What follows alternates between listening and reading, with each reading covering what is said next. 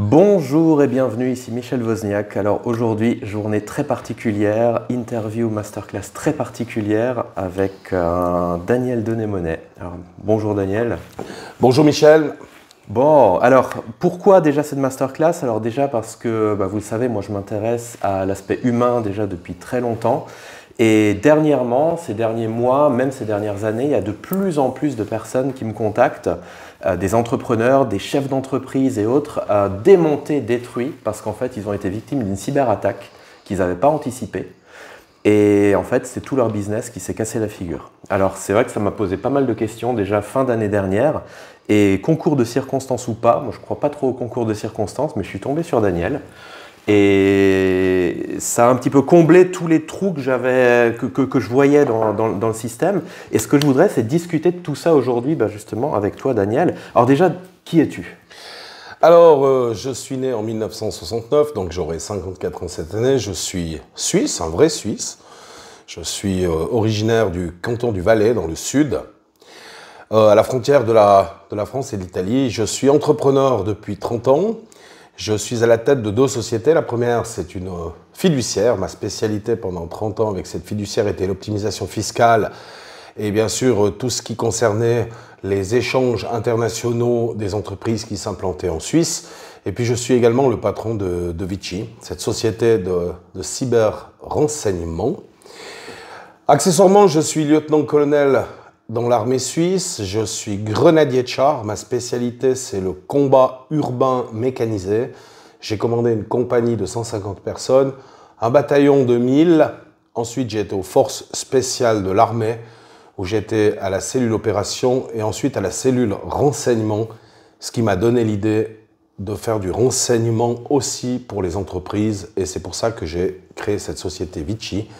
Petit clin d'œil à Jules César, puisque nous sommes à une ville romaine à Martigny. Et Veni, Vidi, Vici, ça veut dire je suis venu, j'ai vu et j'ai vaincu. Et l'objectif, c'est de donner à l'entrepreneur ou à la personne qui nous utilise la capacité de vaincre. Ça marche, super.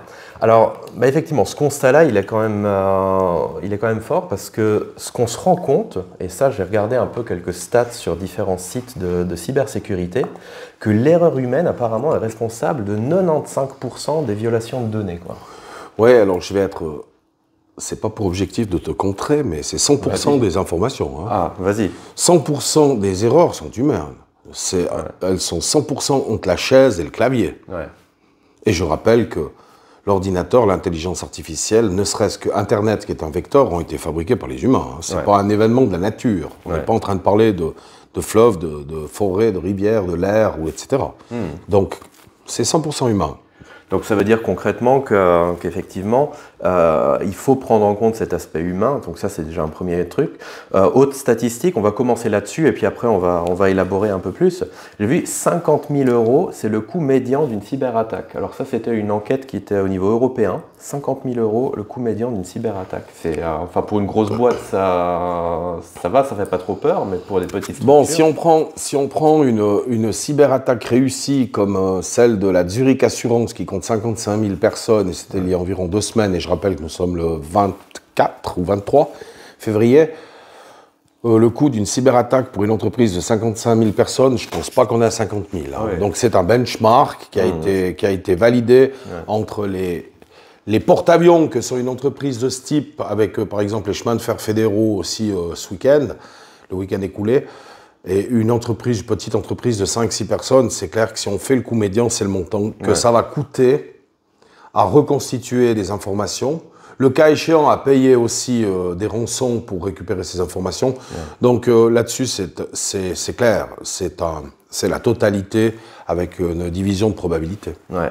Et ouais, effectivement, les ransomware, l'année dernière, c'était 255% d'attaques en plus avec demande de rançon, quoi. Donc ça, effectivement, c'est énorme.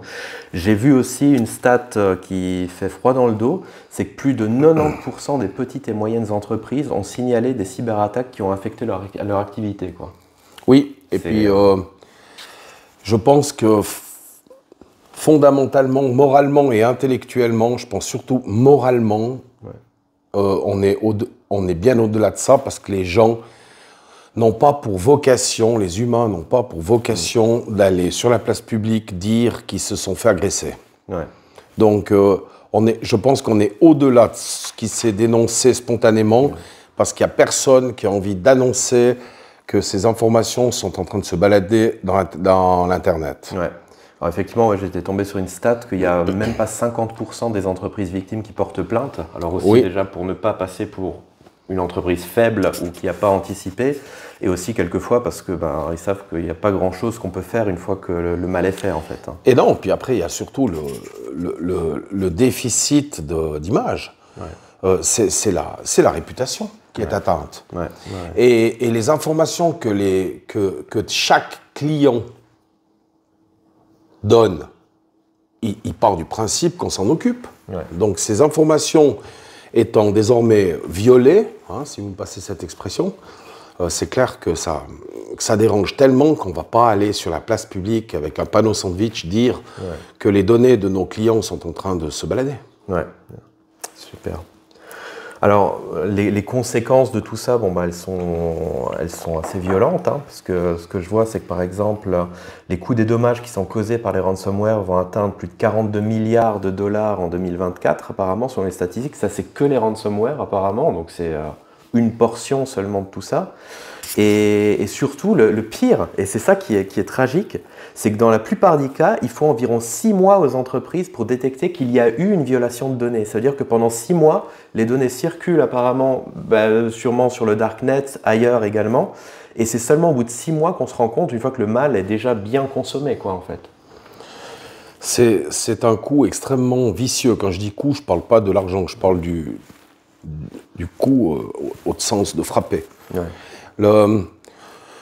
Aujourd'hui, on sait que les mafias se mettent de plus en plus dans ce type de business. On n'est plus à l'époque de la guerre froide. Je ne fais pas un clin d'œil à ce qui se passe actuellement sur cette planète, mais on n'est plus à l'époque des années 70-80 où la bande à Bader, où les brigades rouges enlevaient des gens pour rançonner. Aujourd'hui, on le fait en costard-cravate ou avec un t-shirt et une casquette à l'envers avec des gamins. Mais voilà, les mafias, elles savent qu'aujourd'hui, si tu rançonnes des entreprises, d'abord, il y a 9 chances sur 10 que tu es payé. Et puis, il y a 100%, je répète, alors puisqu'on est dans une introduction avec des statistiques, il y a 100% de chances que tu n'ailles jamais en tôle. Ouais.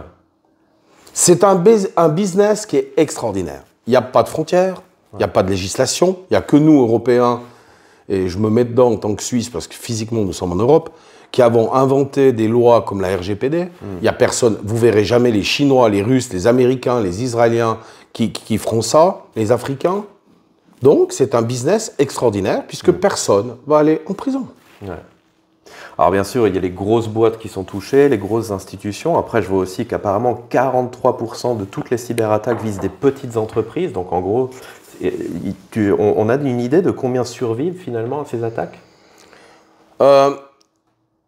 On a eu 2 cas concrets. Je répète que nous sommes des officiers de renseignement. Notre job, c'est vraiment d'aller collecter de l'information. Un électricien de 6 personnes l'année passée à Chamoson, un psychiatre à Lausanne, ils ont les 2 fermés. Ouais. L'électricien, c'est clair que ses factures ouvertes, il ne savait pas qui lui devait de l'argent, il y avait du retard, plus personne n'a voulu payer parce que plus personne ne savait. Et bien sûr, dans ces moments-là, tout le monde a payé ses factures. Ouais. On est plein d'amis. Et puis le psychiatre, sa réputation était totalement ruinée puisqu'il y avait des audios de personnalités politiques qui ont commencé de circuler, qui ont été récupérés par la presse. Je veux dire, à l'heure qu'il est, il est quelque part en Thaïlande en vacances jusqu'à la fin de ses jours parce qu'il ne pourra plus exercer. Ouais. Donc le problème, c'est qu'il n'y a plus personne qui vient au cabinet après ça. Donc on est vraiment sur une problématique qui touche l'humain et qui va le toucher de plus en plus. Donc c'est beaucoup plus qu'un problème technologique. Là, on touche vraiment quelque part, on va dire, à l'intégrité de l'être humain en tant que tel, quoi. Internet est un vecteur. Ouais. Le fusil est un vecteur d'une balle. Internet est un transporteur. On est dans un comportement anthropologique où on a affaire à des méchants qui attaquent des gentils. Ouais. Et ils utilisent une nouvelle arme, c'est ce réseau. Ouais. Mais c'est une arme et elle est utilisée dans un but malveillant. Et il faut comprendre que dans la nature, soit on est le chasseur, soit on est le chassé. Ouais. Et c'est comme ça depuis qu'on est sorti des cavernes. Donc il y a juste qu'on n'a plus le gourdin, on n'a même plus le fusil, mais on a ce nouvel outil pour faire la guerre, désolé, mais pour faire la guerre. Et ceci s'appelle 3 fois W. Ouais. Hein. Ouais. Alors ce qui est intéressant, c'est que évidemment beaucoup d'entreprises font appel à des sociétés de cybersécurité. C'est très bien, c'est super important, ça sécurise, on va dire, les murs de la maison, on va dire. Mais effectivement, il y a un vecteur complémentaire, et c'est ce qu'on voit un petit peu même dans les prisons, hein, c'est que tu peux avoir toute la sécurité interne qui va protéger tout ce qui se passe à l'intérieur. Par contre, ils ont aussi ce qu'on appelle des miradors. Les miradors, en fait, qui regardent ce qui se passe à l'extérieur, qui permettent d'anticiper des attaques. Et moi, c'est vrai que ça m'avait assez étonné de me rendre compte qu'il y a beaucoup de propositions, de valeurs et de solutions qui vraiment protègent, on va dire, l'enceinte de l'établissement, ce qui est très bien.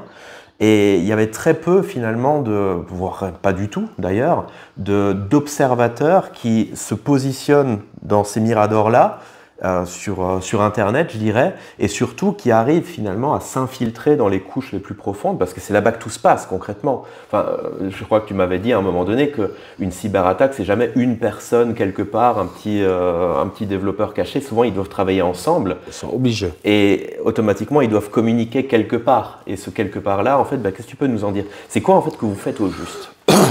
Alors nous, on est vraiment dans le renseignement. Après, je reviens un petit peu sur l'introduction de cette question. 100% des entreprises qui se sont faites attaquer, 100% des entreprises qui se sont faites attaquer ont un partenaire de cybersécurité. Je me fais très mal voir quand je parle comme ça, parce que les gens de la cybersécurité sont malheureusement obligés d'admettre qu'ils se sont fait avoir. Parce que 100% des entreprises qui se sont fait attaquer payent une prestation à quelqu'un qui est censé les sécuriser.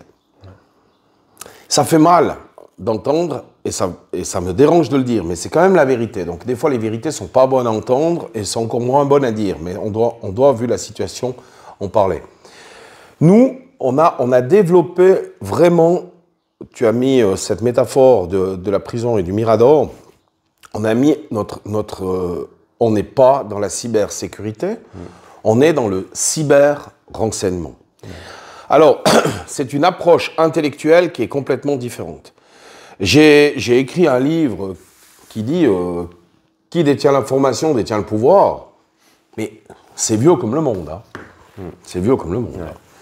Alexandre le Grand, s'il n'allait pas chercher l'information, et à l'époque, Alexandre le Grand a innové en inventant les voltigeurs, c'est-à-dire des hommes qui allaient à cheval, ou des femmes, on ne le saura jamais, mais qui allaient à cheval chercher l'information, ça lui a permis de conquérir le monde antique alors qu'il n'y avait à cette époque ni la boussole, ni les cartes, et qu'il était à 1 contre 10.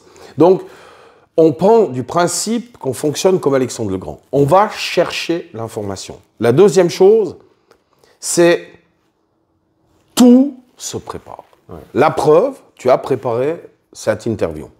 Donc, une attaque, ça se prépare. Ouais. On se lève le matin, on se prépare. En fonction de la météo, on va choisir nos habillements. En fonction des gens que l'on va rencontrer, on va choisir nos habillements.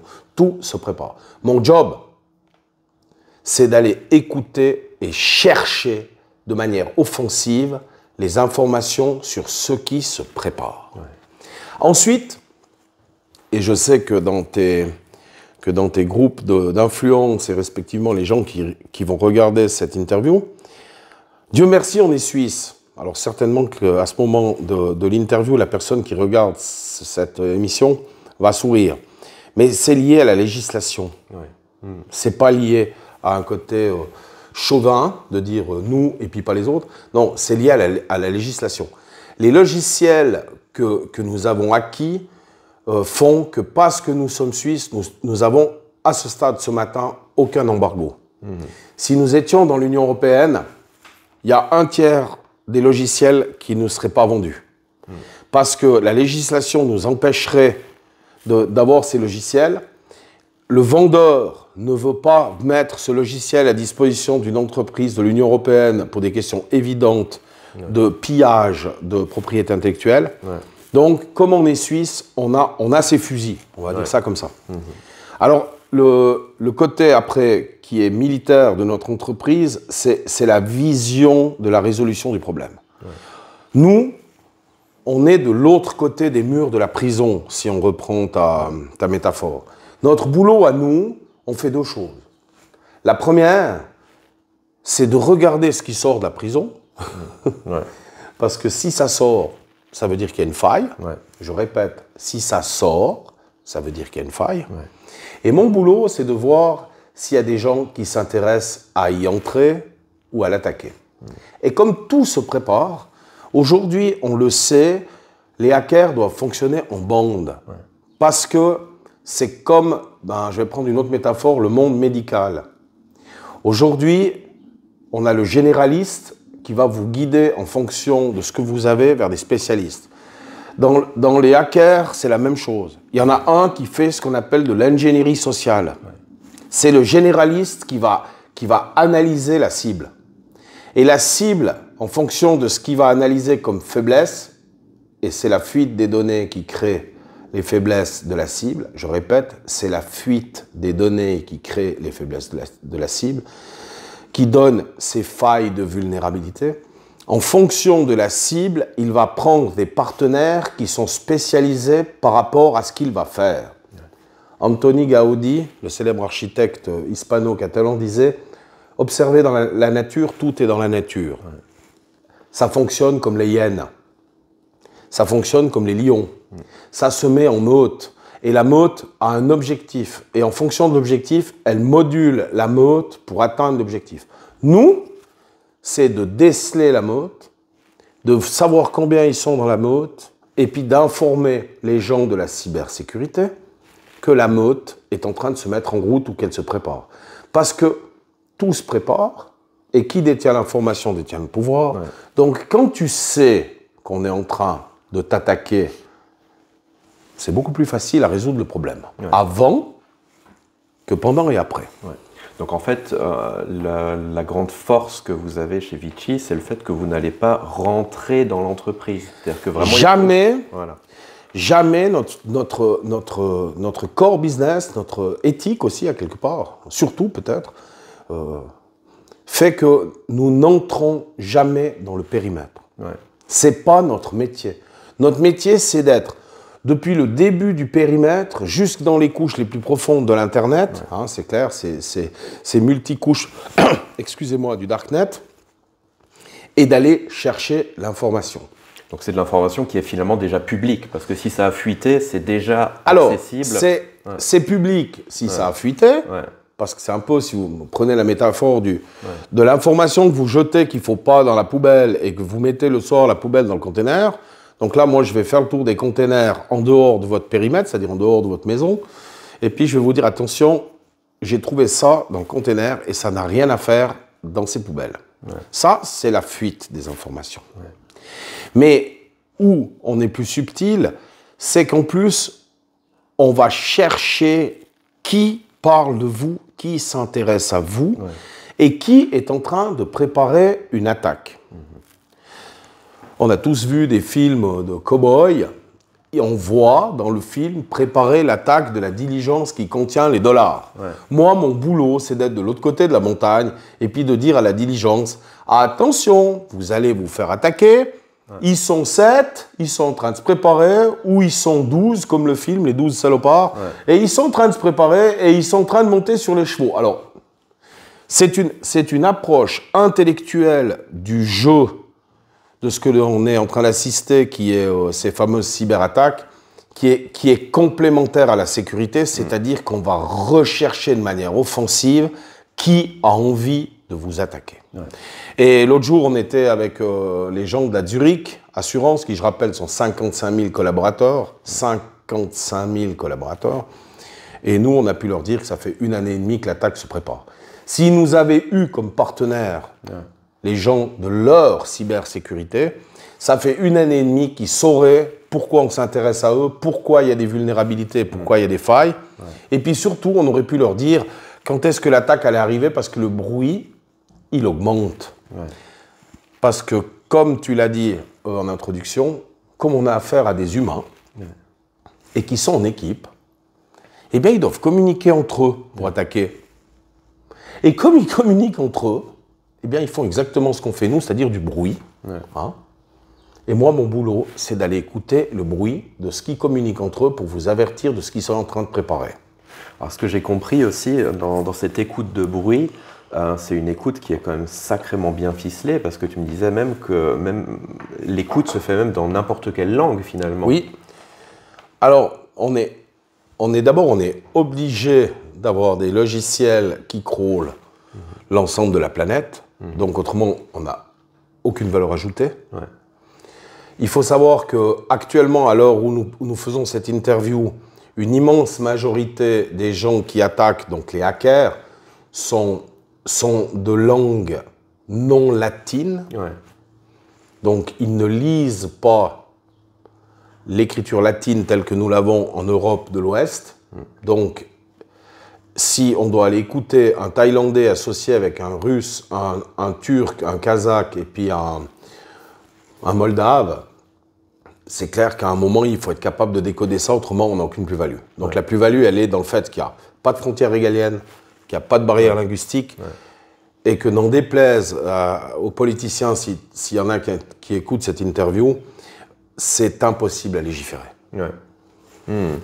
Alors là, effectivement, on se rend compte qu'il y a... C'est complémentaire véritablement au travail de cybersécurité. Donc vous, Oui. votre job, c'est pas du tout de faire de la cybersécurité. C'est d'être les yeux et les oreilles Voilà, ouais. de la cybersécurité, de l'entreprise, du gouvernement, des politiciens. Notre boulot, c'est vraiment de faire du renseignement. Voilà. Et puisque justement vous ne rentrez pas dans l'entreprise, il n'y a pas ces problématiques liées à la confidentialité ou autre. Non. Et effectivement, donc c'est très safe. Ok. Ce que je vois aussi au niveau des stats, et je pense que là c'est plus pour venir confirmer encore tout ça, c'est que en Angleterre notamment, en Grande-Bretagne, 3/4 des entreprises investissent dans la cybersécurité et dans toutes ces thématiques-là après piratage seulement. Énorme. On est dans un problème d'acceptabilité, puis certainement de résilience. L'acceptabilité, c'est qu'on est quand même, qu'on le veuille ou pas, dans un monde où on n'a pas envie de voir la réalité en face. Ouais. Typiquement, ce qui se passe avec le climat. On n'a pas, l'humain veut être dans son confort, parce que nous sommes des mammifères, et mon boulot à moi, c'est de comprendre d'abord la manière anthropologique des méchants et de défendre les gentils. Mais on veut pas. On veut pas, c'est pour les autres. C'est pas moi qui vais être arrosé, c'est le voisin. Donc je pars du principe que ça m'arrivera pas. La question, c'est pas de savoir si ça va vous arriver ou pas. Ça, c'est comme mourir, ça va tous nous arriver. La question, c'est quand ça va vous arriver. Ça, c'est la seule chose. Puis la deuxième, c'est la capacité de résilience. Le dirigeant, qu'il soit militaire, politique, qu'il soit entrepreneur, etc., ça va être son approche de ce qu'il veut protéger et de l'augmentation de sa résilience qu'il va mettre en avant, qui fait qu'on va se retrouver avec des entreprises qui ont une volonté opérationnelle d'avoir des informations et de ne pas être pris les mains dans le sac parce que c'est voilà. Puis on en a d'autres qu'on pourra faire les renseignements qu'on fait, les informations que tu fais cela et qui voudront de toute façon pas admettre. Ouais. Alors ça, effectivement, je trouve passionnant en fait cet aspect-là. Moi, ce que je trouve très intéressant justement, c'est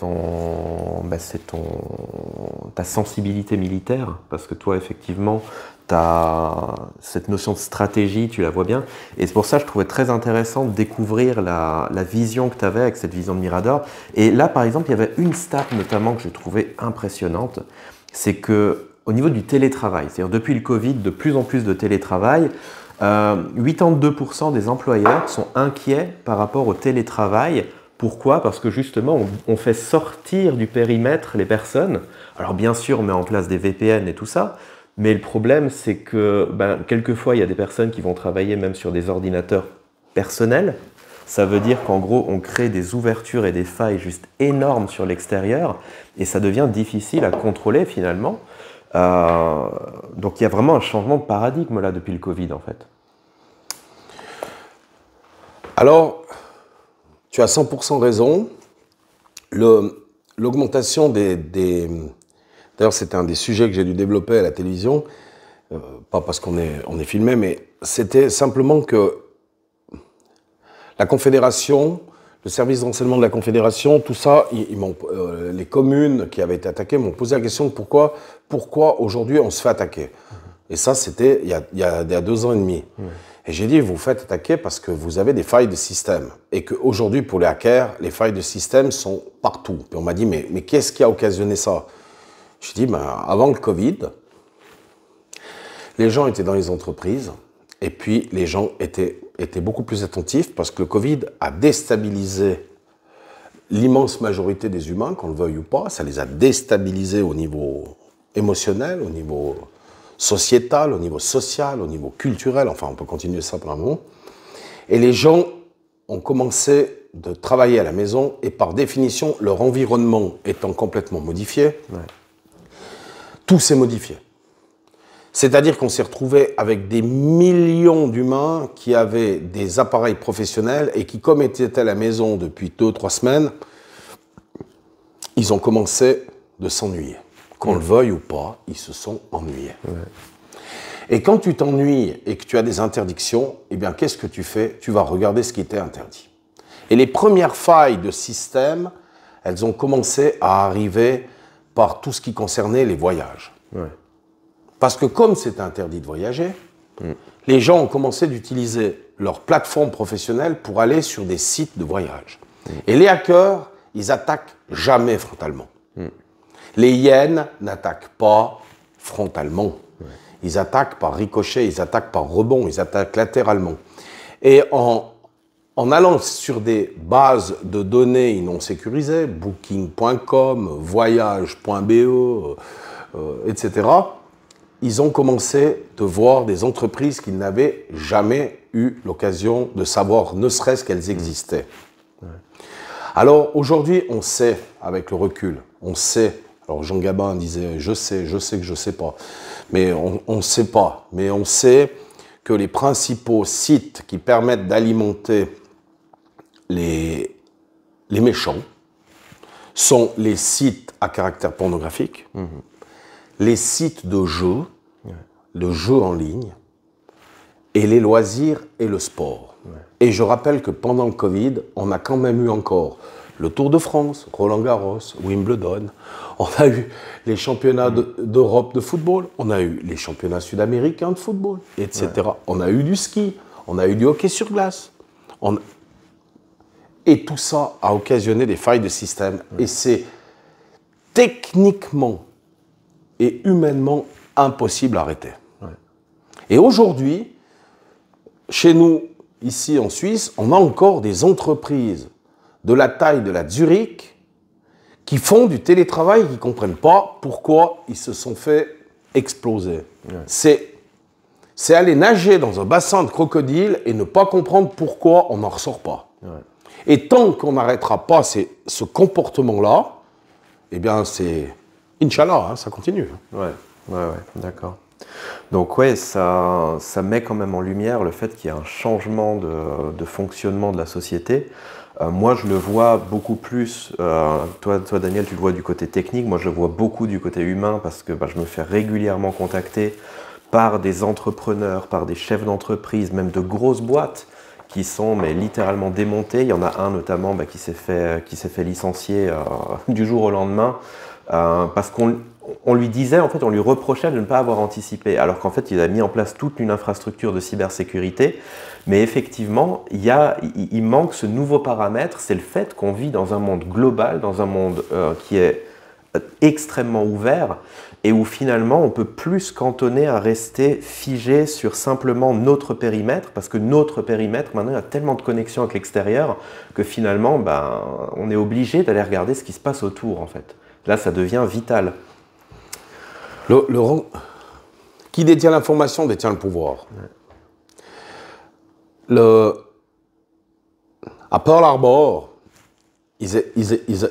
quelques officiers de renseignement ont averti le commandant de la base que quelque chose se préparait. Il ne savait pas quoi, mais il se préparait. Et il a dit « laissez-moi jouer au golf ». On connaît la suite de l'histoire. C'est le seul amiral de l'histoire de l'armée des États-Unis qui a été rétrogradé à colonel.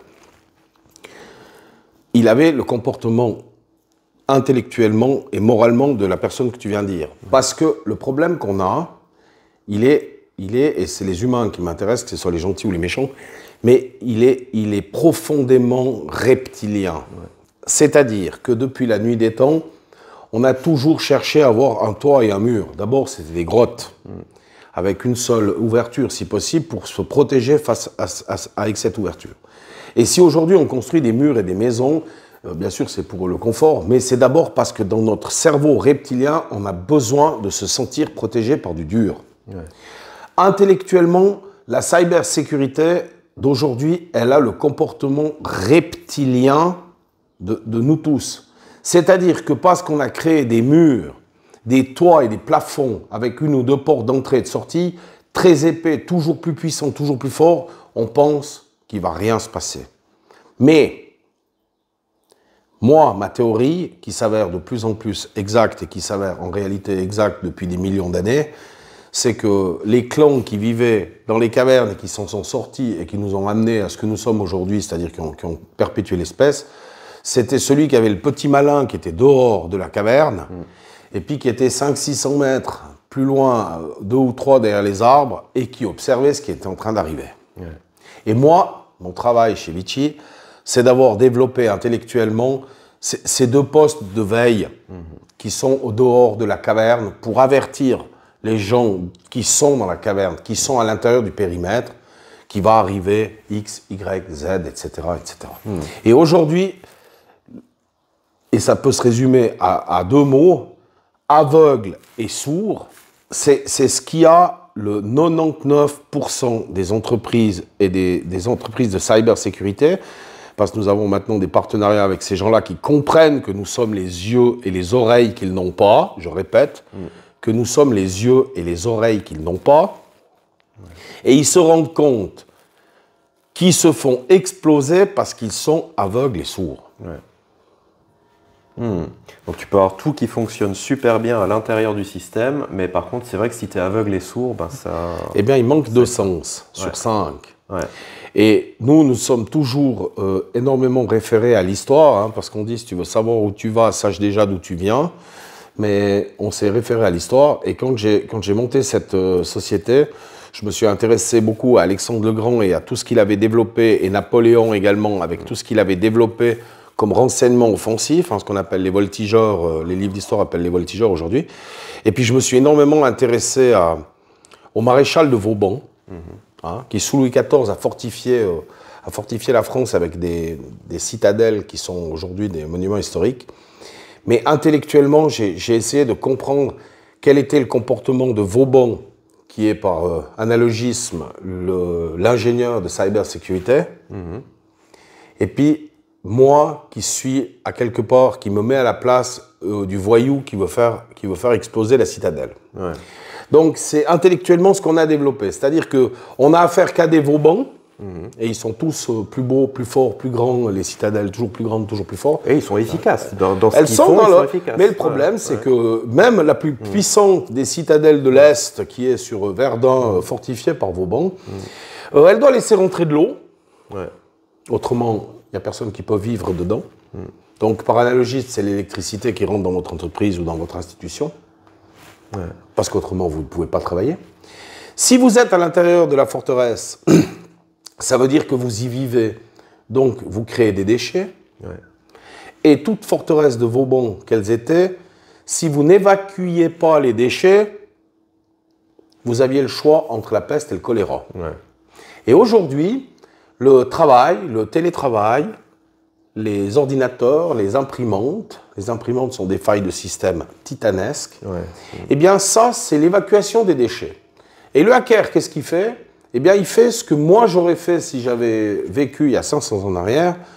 J'aurais d'abord cherché où c'est que l'eau rentre pour la polluer, comme ça m'évitait de me bagarrer. Et puis si ça ne suffisait pas, je regardais où c'est que les déchets sortaient, parce que les déchets sortaient quelque part, et je remontais par cette zone à l'intérieur de la forteresse, même que les murs ils font 5 mètres d'épais, et le combat était terminé. Donc c'est ce qu'on a développé comme approche intellectuelle pour apporter une plus-value à Vauban, Ouais. et au seigneur qui est le maître de ce château. Hein. C'est-à-dire que ça ne sert à rien d'avoir des murs comme ça si vous n'avez pas les informations de ce qui se passe à l'extérieur. Ouais. L'extérieur, pardon. Et puis, il y a aussi un truc, alors tu vas me corriger si c'est pas juste, mais il me semblait que c'était la Zurich qui avait fait une annonce comme quoi il se disait que ça allait être difficile de continuer d'assurer les entreprises contre les risques cyber, et puis c'est peu après, en fait, qu'il s'était fait attaquer, c'est ça? Alors, C'est juste ou pas? Exact. Alors, le jeudi qui précède la cyberattaque contre la Zurich Assurance, qui, je rappelle, est un acteur mondial de l'assurance. Hein. Ouais. Ils sont partout en Europe, et ils sont également de l'autre côté de l'Atlantique. Le CEO a dit, si ça se poursuit et que nous n'avons pas le moyen de comprendre le risque, on va se retirer du marché. Ouais. Le dimanche, il faisait boum. Donc aujourd'hui, c'est l'arroseur arrosé. Mais donc typiquement, c'est-à-dire que ça s'est préparé déjà depuis longtemps. Je répète, une année et demie de préparation. Voilà, ils ne l'ont pas fait en 3 jours. Non, tu ne peux pas faire ça. Non, d'abord, il a fallu plus d'une année et demie, on l'a dit, parce qu'il a fallu des quantités de failles de système. Puis quand ils ont vu la taille du buffle, les hyènes ont dû comprendre qu'il fallait être un peu plus que 3 ou 4, parce qu'autrement, ce n'était pas possible d'attaquer. C'est la même chose avec... on n'attaque pas le Nimitz avec un couteau suisse. Hein. Ouais. D'accord? Donc, c'est du bon sens. Ouais. C'est que du bon sens. Et aujourd'hui, le problème, et nous, on a des partenariats qui sont en négociation avec, par exemple, la Vaudoise Assurance et l'Helvetia, c'est qu'ils nous disent quelle est la capacité que vous avez à évaluer le risque. Alors, nous, qu'est-ce qu'on fait? Dans un premier échelon, d'abord, on fait le tour de la citadelle et on décèle pour nos partenaires de la citadelle et pour nos partenaires Vauban de la cybersécurité, on leur détecte les failles et les vulnérabilités qui ont été créées par les gens qui sont à l'intérieur de la citadelle. Ouais. Tu avais raison quand tu as dit ils ont licencié cette personne alors qu'elle avait tout fait juste. C'est pas le problème. La cybersécurité fait tout juste. Ouais. Vauban, il fait tout juste. Ouais. Le problème, c'est que quand Vauban il a fini de faire sa citadelle, Vauban il a fini son travail. Ouais. Et tu peux rien faire si la nuit, il y a le gardien de la porte qui décide d'aller, par exemple, uriner de l'autre côté de la porte, et quand il rentre, il ne ferme pas la porte. Ouais. Et c'est cette métaphore-là que nous, on nous demande de faire. C'est-à-dire, est-ce que vous avez la capacité technologique de faire le tour de la citadelle, c'est-à-dire un cyber-check, où nous, environ 4 fois par année, on fait le tour de la citadelle et on donne un résultat des vulnérabilités qui ont été créées par ce qui est entre la chaise et le clavier. Et ça, le pire, c'est que c'est accessible à tout le monde, quoi. Oui, alors ça, c'est des trucs qui valent... intellectuellement, ça vaut des années, de réflexion et de création, mais une fois que le système il a été inventé, on est dans l'œuf de Colomb, hein, c'est évident. Mais une fois que tu as fait le tour de la citadelle, c'est de nouveau, ça sert à rien d'avoir fermé toutes les portes si tu ne te retournes pas pour regarder vers l'extérieur, pour savoir qui c'est qui est en train de s'intéresser à ta citadelle. Ouais. Donc, qu'on le veuille ou pas, si ce n'est pas un mariage d'amour avec Vichy, c'est en tout cas un mariage de raison. Parce qu'aujourd'hui, on a un know-how qui n'a pas de concurrence. Ouais. Parce que le fait qu'on ait d'abord un cursus militaire en tant qu'entrepreneur, je vais faire un petit peu de pub aux Suisses, que je suis, mais il n'y a que la Suisse et Israël où tu peux avoir une carrière telle que moi j'ai eue en 30 ans d'armée et en même temps être entrepreneur. Ouais. Alors, c'est ce mélange du savoir-faire, hein, c'est comme la fondue, il faut deux fromages différents pour arriver à une bonne fondue. Une moite-moite. Exact, une moite-moite. Il faut à la fois ce savoir-faire militaire, ce savoir-faire entrepreneurial, ce qui fait qu'on a cette approche pour protéger les institutions, les personnalités politiques, pour aller chercher de l'information, les entreprises, parce que indirectement, c'est dans notre ADN. Ouais. C'est l'ADN de Vichy. C'est-à-dire que j'ai quasiment que des militaires, et on a cette approche d'aller chercher l'information. On cherche l'information. On cherche à donner un feedback en disant... Et on l'a fait encore ce matin pour un client qui est à Berne. On a dit, écoutez, il y a des activités anormales autour de votre entreprise, de votre forteresse Vauban. Et s'il vous plaît, regardez avec votre partenaire cyber faites le tour, s'il vous plaît, des portes, des fenêtres, des Velux. Regardez les soupiraux, parce que pour qu'ils s'intéressent autant à vous, la hyène, elle s'intéresse à l'animal qui a l'odeur du sang. Hein. Ouais. Donc, vous, à quelque part, vous êtes en train de saigner. Je ne sais pas où, parce que ce n'est pas mon job, c'est la cybersécurité. Mais s'il y a autant de hyènes qui s'intéressent à vous, c'est que vous avez l'odeur du sang. Ouais. Et là, il n'y a pas besoin d'avoir fait l'école de guerre à West Point ou à Paris pour comprendre qu'il y a quelque chose qui se passe et que ce n'est pas sain. Ouais. Super. Bah écoute, en tout cas, merci beaucoup parce que vraiment, je ne pensais pas que j'allais revenir vraiment dans des thématiques technologiques et pourtant, en fait, je me rends compte qu'il y a maintenant tellement de connexions avec l'aspect humain que voilà, pour moi, ça a été immédiat quand j'ai vu en fait ce que faisait Daniel. On a encore plus discuté aussi en profondeur sur technologiquement comment ça se passe. C'est juste génial, vraiment. J'aurais jamais imaginé que des trucs aussi simples n'aient pas été pensés plus tôt. Et là, vraiment, je pense que c'est du pur génie ce que Daniel a monté. Alors, bien sûr, avec toute son équipe, parce que derrière, c'est pas juste Daniel, bien sûr, il y a toute une équipe. Donc, vraiment, déjà, bravo pour ça. Et moi, bah, effectivement, c'est pour ça que je soutiens vraiment tout le travail qu'ils font, parce que je pense qu'il y a une visée aussi bien technologique, mais qui devient de plus en plus humaine. Et je pense que là, on en a besoin, on est à un tournant de la société où effectivement, ça devient nécessaire d'avoir ces miradors, en fait, ces observatoires, parce que bah, le monde change, le monde évolue, en fait. Alors, je suis... D'abord, merci, mais je suis obligé de corriger. C'est très flatteur de me traiter de génie, mais il n'y a aucun génie là-dedans. Il y a juste une sacrée dose de bon sens. Il n'y a aucun génie. Les génies, c'est les pilotes de ces logiciels qui sont des mathématiciens. Et ceux-là, c'est des génies. Mais moi, il n'y a aucun génie. Il y a juste une bonne dose de bon sens. Parce que toute ma carrière militaire, on m'a dit, si tu n'as pas le renseignement, tu ne pourras pas prendre la décision. Ouais. Donc, j'ai rien fait d'autre que ce qu'on m'a appris.